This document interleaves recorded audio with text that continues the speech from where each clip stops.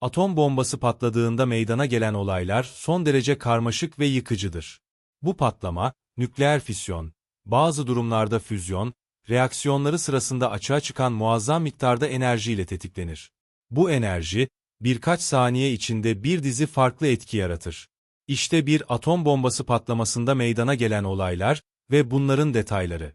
İlk reaksiyon ve enerji açığa çıkışı atom bombası, uranyum-235 veya plütonyum-239 gibi fisyon özelliği taşıyan ağır atom çekirdeklerini parçalar. Bu parçalanma sırasında nötronlar serbest kalır ve diğer atom çekirdeklerine çarparak zincirleme bir reaksiyon başlatır. Bu süreç, milyonlarca derece sıcaklık oluşturur ve devasa miktarda enerji açığa çıkar. Hidrojen bombalarında ise bu enerji, nükleer füzyon için kullanılır ve çok daha büyük bir patlama gerçekleşir. Ateş topu patlama anında, enerji bir anda serbest kaldığında çevresindeki hava aşırı derecede ısınır ve genişler. Bu, patlama merkezinde bir ateş topu oluşturur. Ateş topunun sıcaklığı milyonlarca dereceye ulaşabilir. Bu sıcaklıkta her şey buharlaşır. Metal, beton, hatta insanlar. Ateş topunun çapı, patlamanın büyüklüğüne bağlı olarak yüzlerce metreyi bulabilir. Işık ve ısı, termal radyasyon, patlama, kısa sürede güneşin yüzeyinden daha parlak bir ışık yayar. Bu ışık, kör edici bir parlaklık oluşturur ve kilometrelerce uzakta bile göz retinasına zarar verebilir. Isı dalgası, saniyeler içinde yüzlerce derece sıcaklığa ulaşır ve patlama merkezine yakın her şeyi tutuşturur. İnsanlar, giysiler, binalar ve bitkiler tamamen yanar. Yakın çevredeki insanlarda, cilt yanıkları ve göz hasarları oluşur. İkinci ve üçüncü derece yanıklar, patlama merkezine kilometrelerce mesafede bile görülebilir.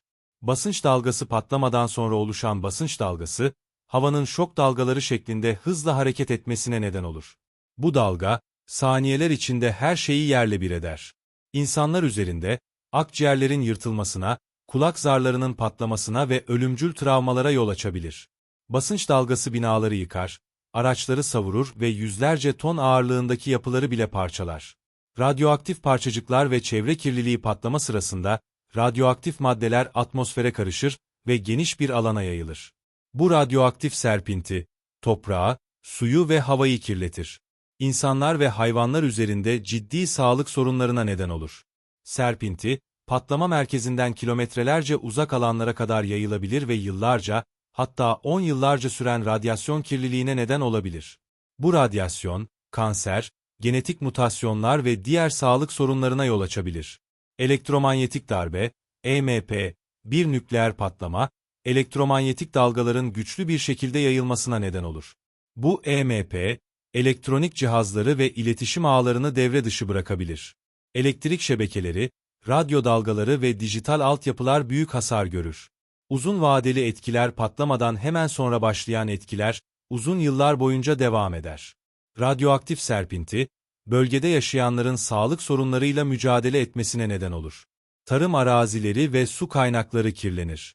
Ayrıca, hayatta kalanlarda psikolojik travma ve sosyal bozulma yaşanır. Hiroşima ve Nagasaki'de bu etkiler onlarca yıl boyunca görülmüş ve insanlar üzerinde kalıcı izler bırakmıştır.